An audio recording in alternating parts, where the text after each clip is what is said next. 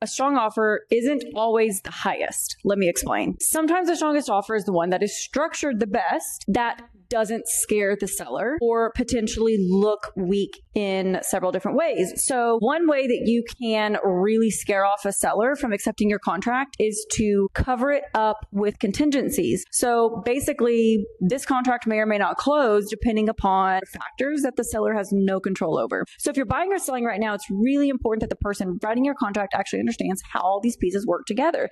Hi, I'm Bailey Rose, local broker southwest of the Metroplex in a little town called Granbury, Texas, where my twin sister and I own our brokerage and we sell around 50 homes. Right now, we're seeing a lot of contracts fall apart before they ever make it to the closing table. Sellers hate to see a sale of home contingency come across their desk. Here's an example of what we did recently that helped our buyer's offer become more competitive and ultimately accepted. Instead of layering on multiple contingencies, we structured the offer with an option period that was long enough to protect our buyer during their critical window when their home was set to sell. Their home was scheduled to close within the first 10 days of the new contract. We just extended the option period. We have a 10-day option period, and we have time. If anything happens or goes sideways on their home sale, we've still got time to negotiate or terminate during that option period. The point is to not be sneaky. The point is to structure the offer in a way that is clean and strategic and easy for all parties to understand. What most people don't realize is that even though your earnest money is protected in the home sale contingency, both parties, buyer and seller, have to sign off and release that earnest to the party that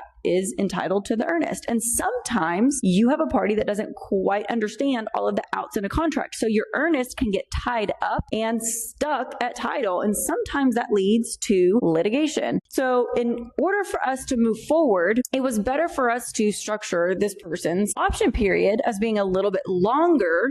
It makes it easier to get the earnest money out if you terminate during the option. And it wasn't an excessive period of time. Strategically using the outs in a contract to protect your client, also making them look a little bit more sturdy, for lack of better terms, is the name of the game in today's market.